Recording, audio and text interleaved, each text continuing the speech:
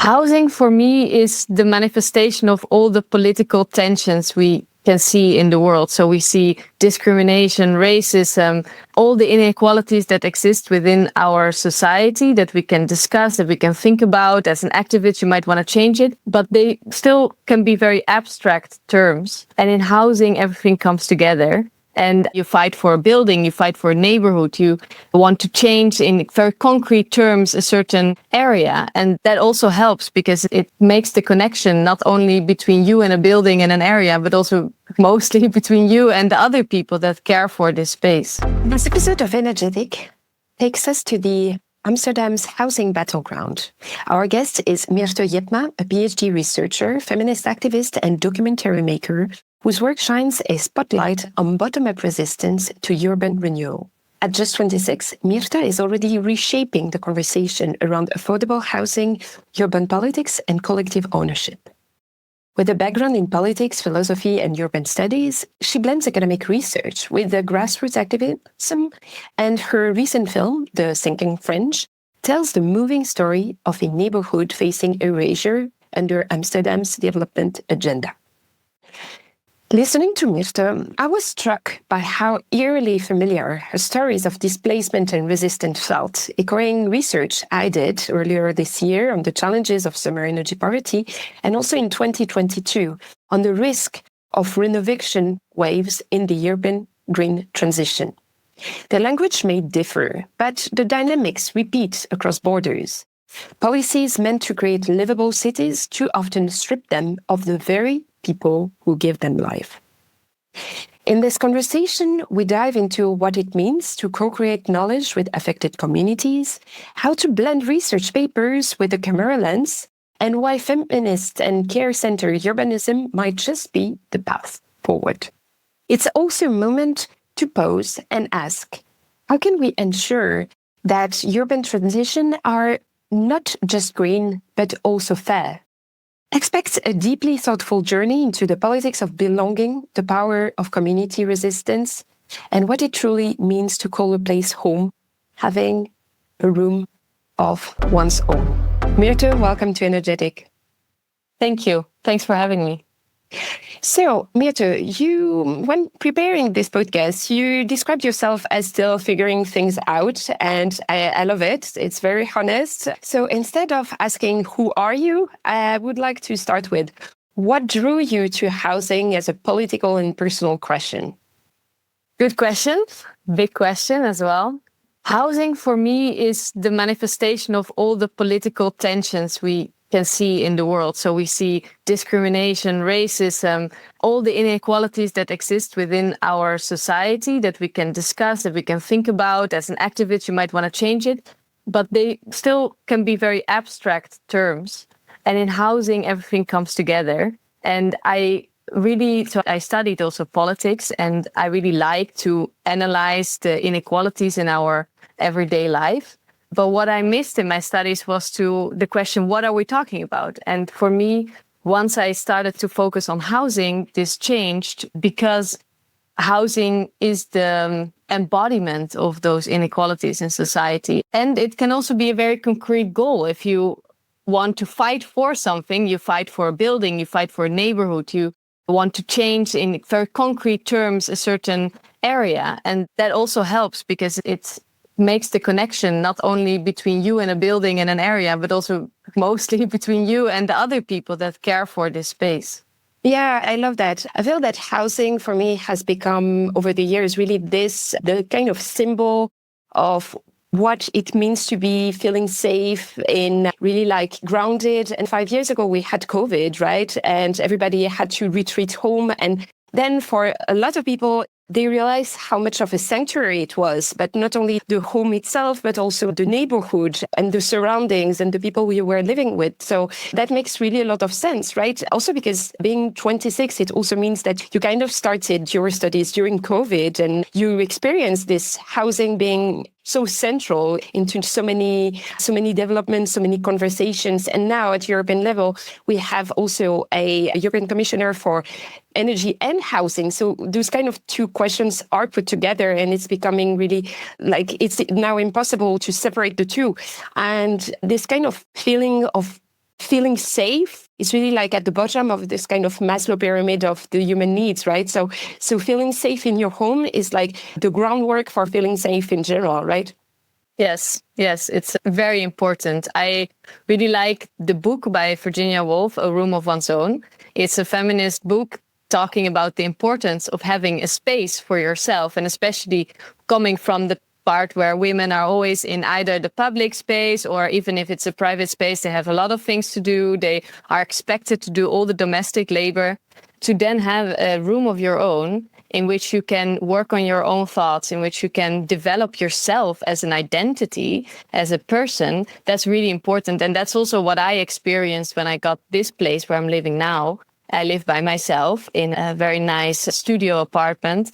And for me, it really opened also the possibility to start like deciding for myself, where do I want to spend my time on? How do I do that? Create your own nest. And yeah, this has been, I think, important for me trying to figure out who I am or what I want to be and do in life. Yeah.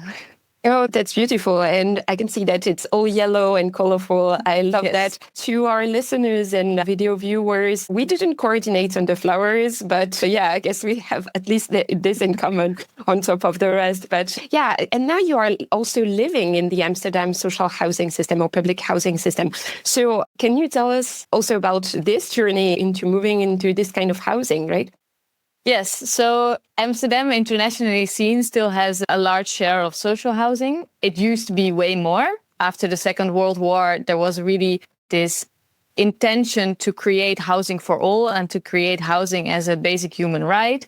There were many unions, like associations, originally from also workers' associations, creating affordable living. And I think one of the main differences between affordable housing in the Netherlands and outside of the Netherlands is that the Dutch architecture at one point after the Second World War wanted to create housing for the people, but with the same kind of quality as for rich people that could afford a house. So the intention was that you cannot see from the outside or from the inside if housing is social housing or not. Also, in location-wise, you see that you have one building that is social housing, another building that is not social housing, or even in the same building, you have different floors. One is social housing, one is not. So it's the same building. From the outside, you cannot see it. And I think this is an important difference if you compare it with other spaces, such as Milan, where I also lived. You have big housing blocks for social housing or affordable housing. Outside of the city, they are not always well maintained. There's a lot of, like, say, negative image of these housings. Of course, this has also to do with the lack of investment and taking housing seriously by the government. But at least we had this time period in which generally the politics and architecture took social housing extremely serious. So where I am living right now is quite a central area. My building is social housing. My neighbors are not social housing. I pay 1/3 of what my neighbors pay for the same square meters. The difference has been huge and it's only growing, although we see some sort of trend trying to stop the market from making housing too unaffordable in Amsterdam at the moment. And so your question of how I got into this housing is I'm from Amsterdam. And being from Amsterdam, you can do on your 18th birthday, it's the best thing ever, is to enlist yourself for social housing. So that's what I did. On my 18th birthday, I enlist myself for social housing, which meant that I am now living in a social housing for 5 years that is geared for young people. So you can only access until you're 23 years old. Okay. And 2 days before my birthday, I got this house because I had the longest waiting time. And I was almost 23. So that's when the opportunity came. I can still live here for 1 more year. And this is this different segment of the social housing. There, the turnover rate is a little bit faster. Okay. So more people have the opportunity to live in social housing. Yeah, it must really ease the life of the students and prevent Amsterdam from being only a museum or touristic attraction, right? Because that's always like that's a big struggle that many European cities do have. How do you keep residents downtown? How do you make sure people actually experience the city and it's not only becoming more beautiful or sustainable only for tourists, right? Yeah, it's adding a little bit, but it's also surely not enough. And this is the whole problem, is that Amsterdam is an extremely expensive city to live. The social housing associations have changed over the years, become much more liberalized, much more financialized. So they're also selling off buildings. And in general, the maximum income that you can get is lowered by the government at one point, so that middle class cannot enter the social housing. Whereas once, when it was created, the social housing, it was for the, let's say, working and middle classes. So it was meant for the majority of the people. And then at one point, the government said, well, we should all want to buy a house instead of rent a house. With this philosophy, they changed the income. And that had a very big impact on the availability of social housing. And having said that, it's also extremely unfair because indeed I was lucky enough to enroll when I was 18 and on the day of my birthday. But you also need to have somebody in your environment that tells you when you're 18, you have to enroll, because otherwise you are not having the opportunity anymore. And now they changed a little bit the system. Now it's about like being active with applying, and you get certain points, and those points determine your waiting time. So they try to make it a little bit more inclusive for people that come here or that didn't know about that you have to be 18 years old when you enroll. But there are still a lot of benefits that certain people know, or certain skills that you need that certain people know and other people don't. And this has, of course, some also exclusionary effects. Of course, it's not only about having the right and trend, but having really the capabilities to enforce this kind of right. So that's really interesting. But okay, there is something that really struck me in already your very insightful journey, is that you decided to make a documentary called The Sinking Fringe to tell the story of a neighborhood called Bijvoort West. So what is the story behind Bijvoort West, and why did you go for a documentary?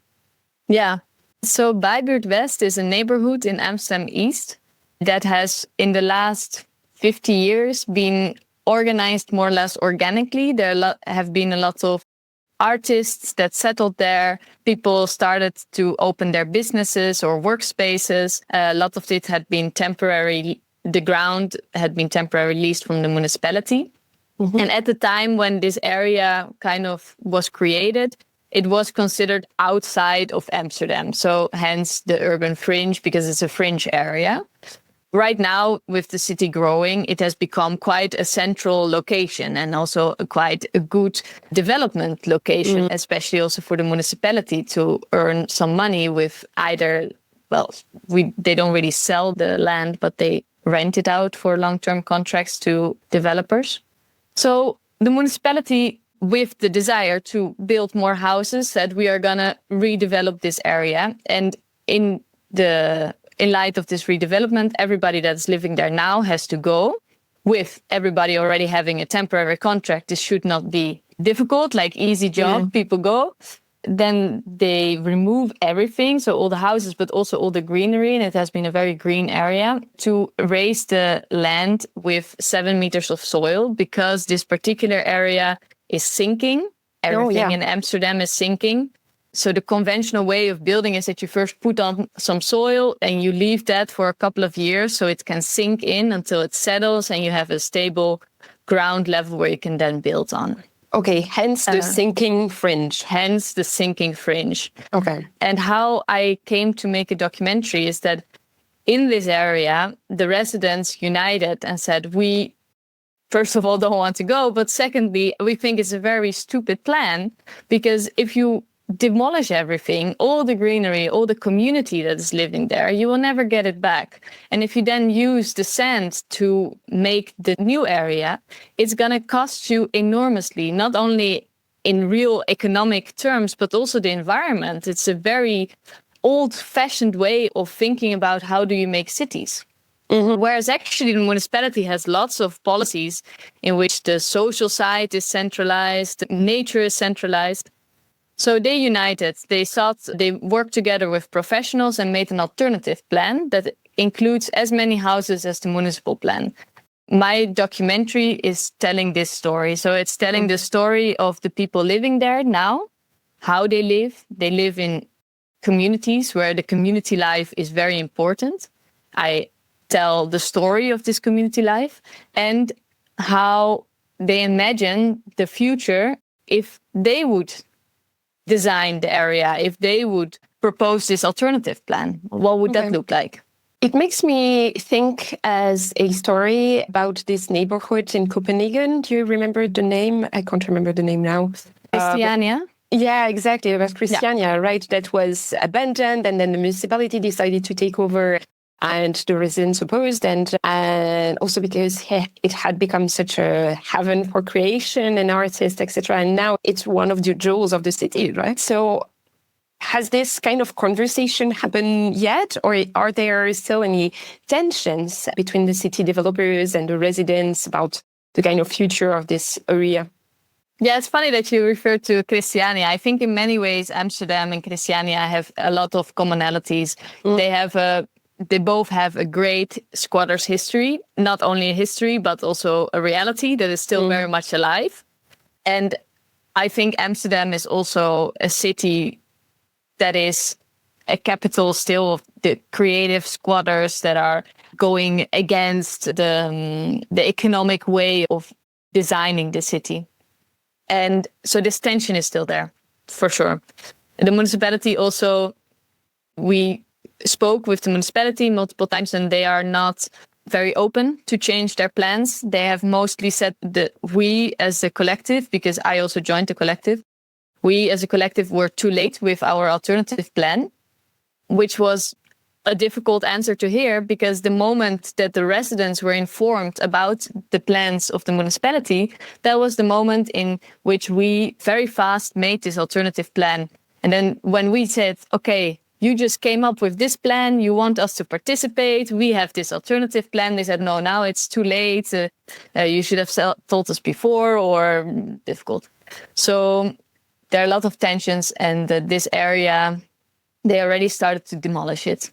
Okay, so there are certainly some kind of recourse, legal recourse and actions to be undertaken, right? Because on the Amsterdam side, if there was any consultation any day, you should have been, at least the residents should have been informed. So is it something that you also denounce in the film? Well, the legal side is indeed very interesting. They all had temporary contracts, which meant that the municipality has the right to end the contract. Some contracts would have ended. They always had temporary contracts, and those temporary contracts had been renewed in the last 30 years, every second year, something like this, every time a 2 years contract. I don't know. But the point is that they don't have formalized housing rights, not in the same way that you have the housing right if you buy a house. Okay. So that's very different. And you see this with all the creative communities in Amsterdam, is that they don't have the formalized rights. They always have the temporary use rights of the area. And when the use will be different, namely housing or something else or industry, then you see that those creative communities are very forcefully demolished and pushed away. Usually they settle somewhere else. So it's, in a way, it's an organism that moves around the city. But you see that with the city growing and the costs for living growing as well, you also see some communities leaving Amsterdam. And I think that the identity, this creative identity, is extremely important. And it hurts me as an Amsterdammer to feel that these places are not as much appreciated somehow in the greater scheme of things. Whereas for me, they make the city, they make why I want to live here. Yeah. They make it a room of your own, right? Your creative outlet, right? Yeah.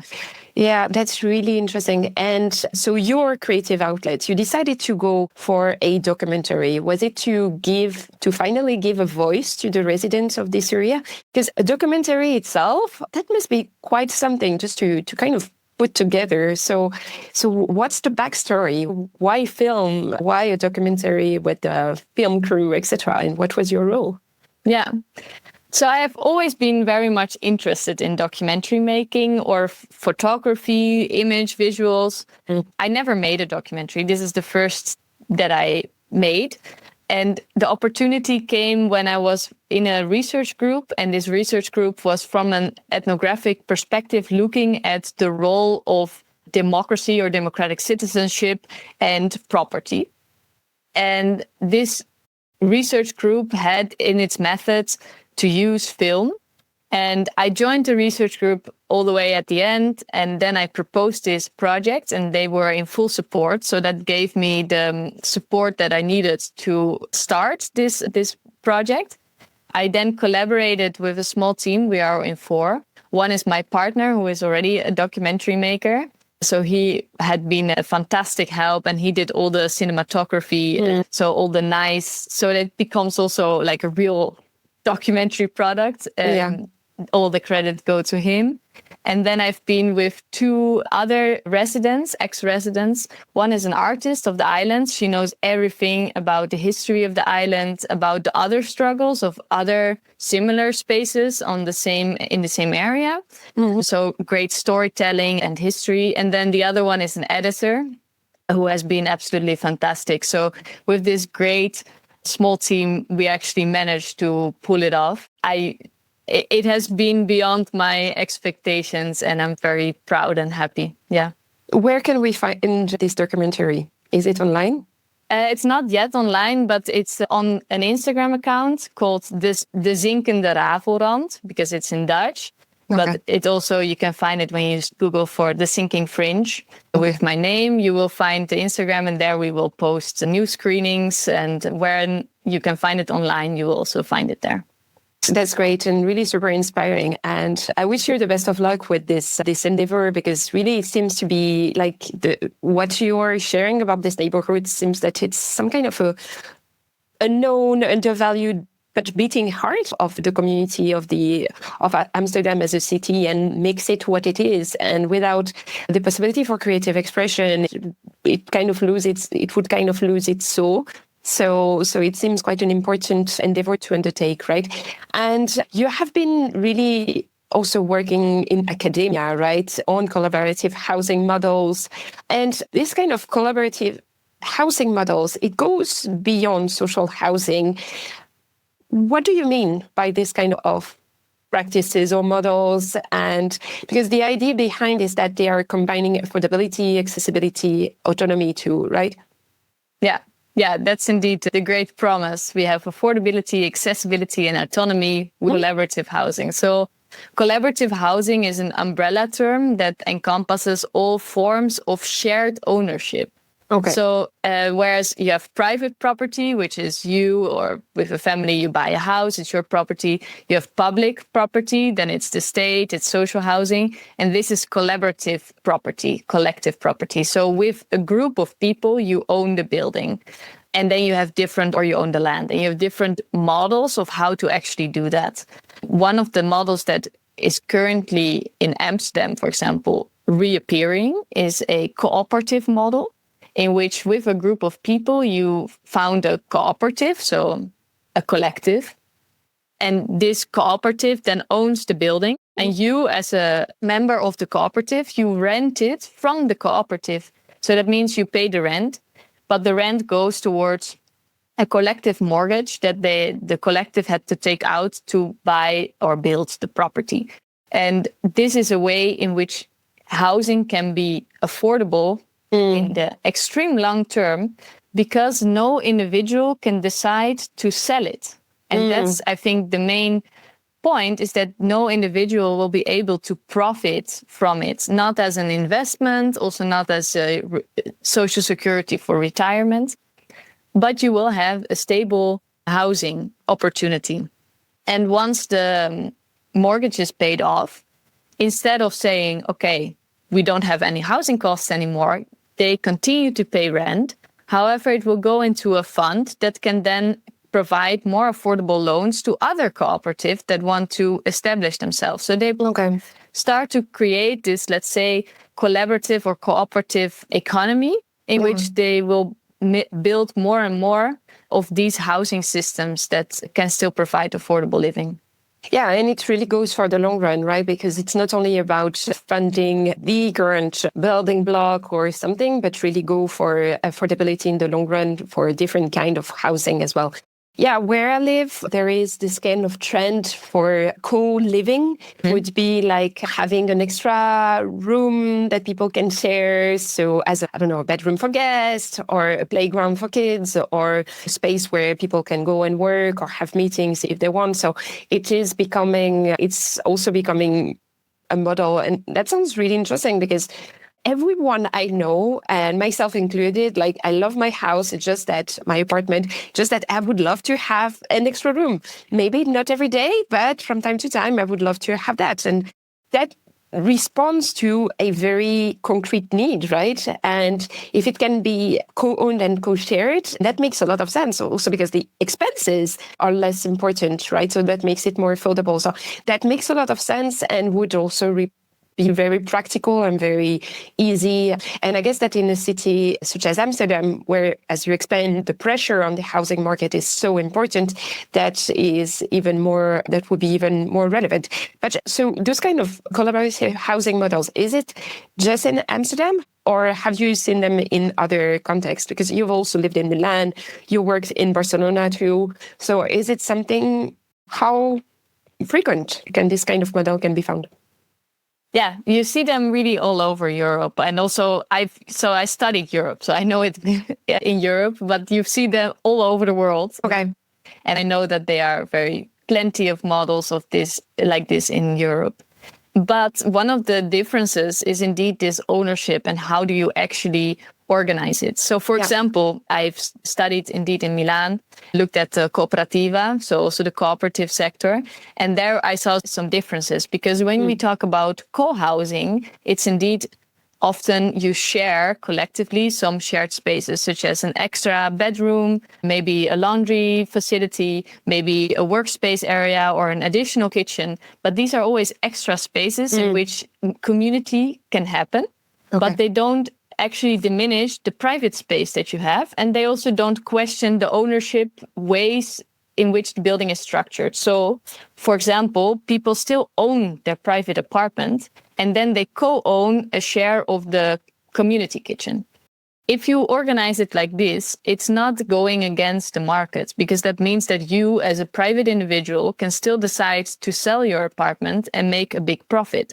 And if you from the start as a collective do not have very strict guidelines on what you want and what your vision is, then I think that this will be posing also a threat to the community that you're trying to start. Because usually these groups start with values such as sustainability, community, sharing, but you need also to be able to sustain those same values over time. And the increase of your real estate value is posing a direct and important threat that not everybody is understanding in this way.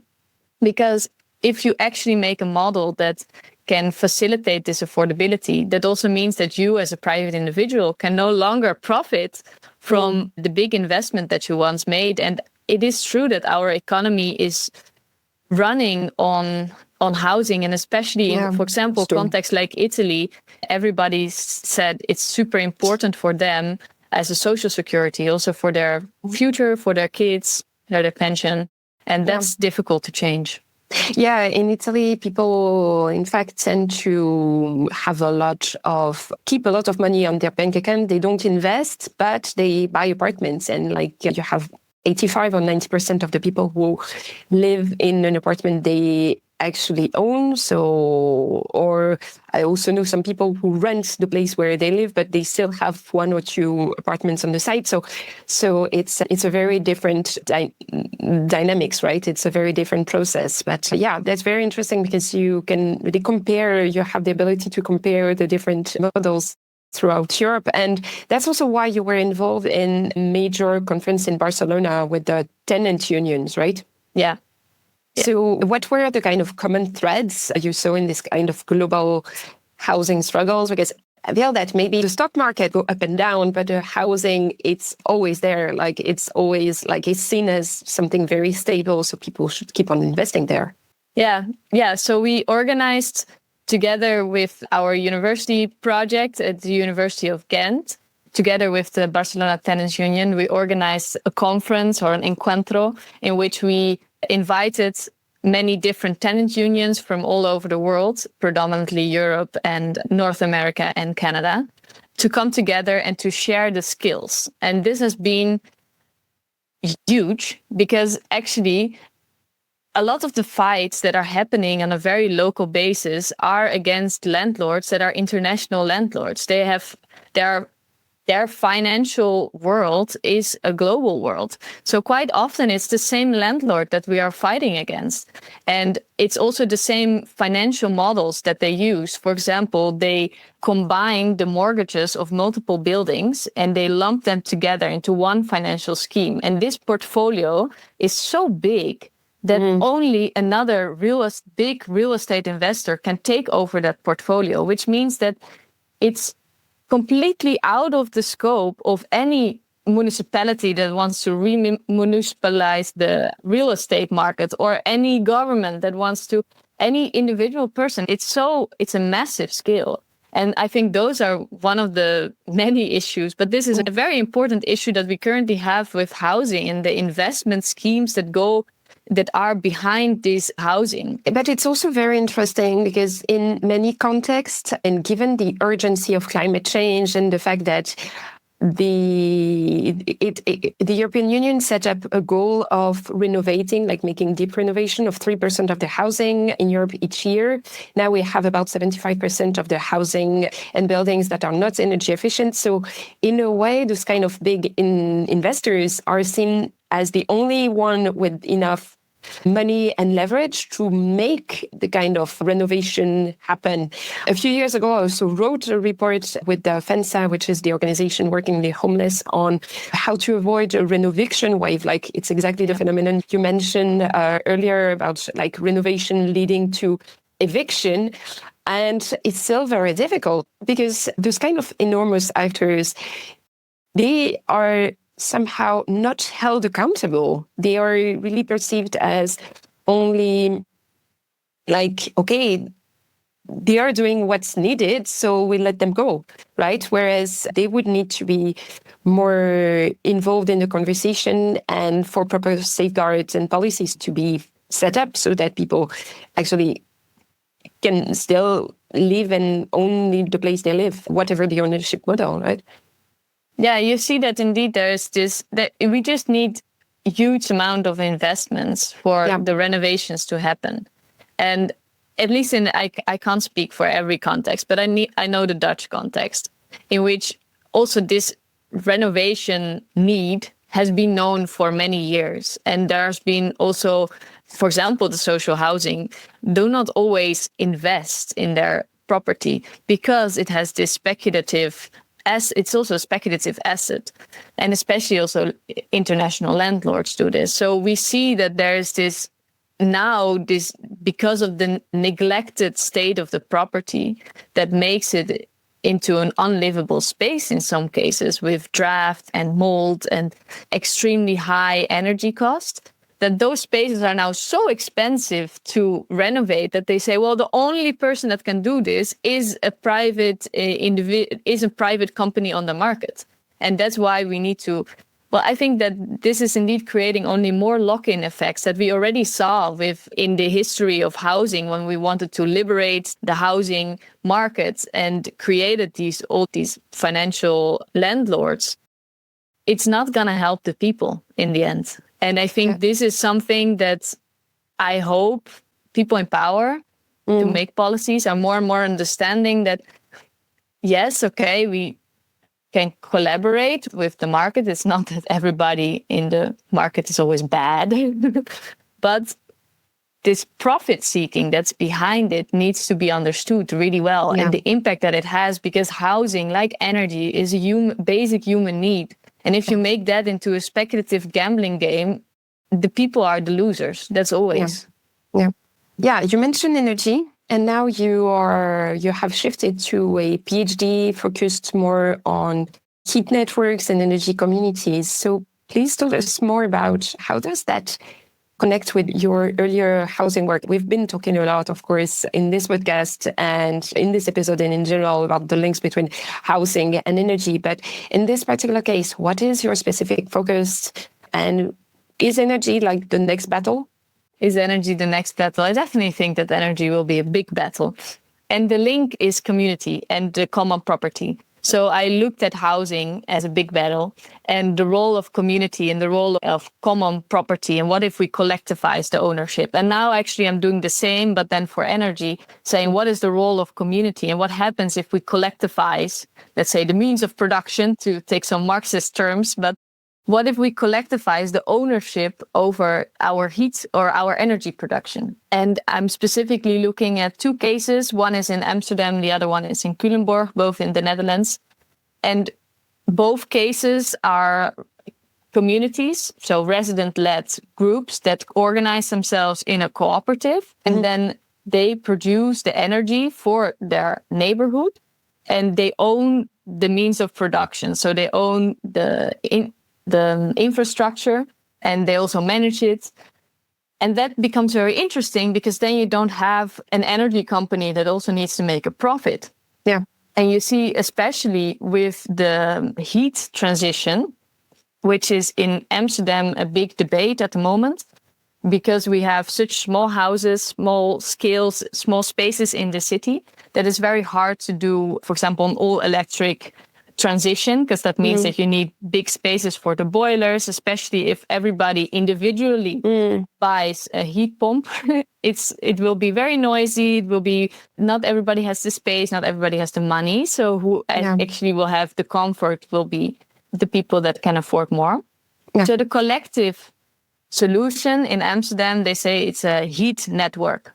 Okay. And now the municipality collaborated with a private partner, Vattenfall, the international energy company, to make a heat network available for the city. And this has caused many problems, and especially tenants stood up and said, we don't want that because we're paying a lot more for a private company that then they are a monopolist and we cannot choose who we want to have the heat from because there's only one supplier, and this is an international company seeking profit. And eventually, the whole thing stopped. So the entire collaboration and the move towards this rolling out of the heat network for social housing at the moment stopped. The only project that is still going on is in social housing is this community-based one. So it's also showing the power of trust that it can give to tenants or to anyone if it's a community-based and co-owned project. Yeah, that's really interesting. That totally reflects the conversation I had last week with the practitioners and academics from Africa who were discussing community energy project. It was more related to solar, but they also, one of the conclusions of our discussion was really that whenever you go into some kind of collective ownership model, you actually, with proper collaboration, with proper ownership from the community, you actually encounter so much less resistance. It gets accepted so much faster that in a way that should be a no-brainer, right? Because once you build that trust, when you build that trust in the infrastructure, when you build that trust in a common future, common narrative, you actually build a better future for everyone and you encounter less opposition and that's much easier to roll out and much faster. But this research you are conducting is in the context of the Prefigure project, right? Yes. So tell us more about this Prefigure project, and that will be the end of our visit. Thank you so much. Yeah.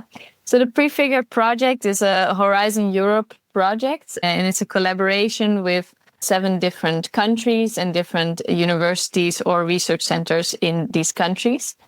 And we all look at the innovations that are currently seen on tackling the housing energy struggles. Okay. And what we mean with the housing energy struggles is that we have looked, I'm saying we, but I mean like researchers, practitioners, activists have looked at housing, we have looked at energy, But energy and housing together also form a lot of new challenges and a lot of new inequalities in our society. And with our project, we are looking at innovative practices that are challenging the inequalities of the housing energy nexus. So when housing and energy meets. And those innovative practices, we call them prototypes. So hence also prefigure. They are prefiguring perhaps new pathways to the future. And we look at those new prototypes, and one of them is the collaborative heat network in Amsterdam that I'm researching. Okay. Mirte, I would like to let you one more minute to wrap things up and tell us what are your hopes for the future, given all those years as an activist, now as a researcher. You're unstoppable. Well, I don't know about that. But my hope for the future, I put all my hope and trust in the community. And I hope that people that show this energy and this collective vision, it being also shared by community, are more often taken seriously. I see it in my research that the community that established the heat network in Amsterdam was struggling to be recognized. But I also see it from my own perspective with the community that I collaborated with, also the documentary, with our alternative plan. We feel unseen and not taken seriously, especially because maybe you're just a resident, as if that doesn't mean that you also have a professional take or that you can have just a really good idea. And I hope that this community aspect can be more often easier, like earlier recognized, supported, and then we will have a much more collaborative future.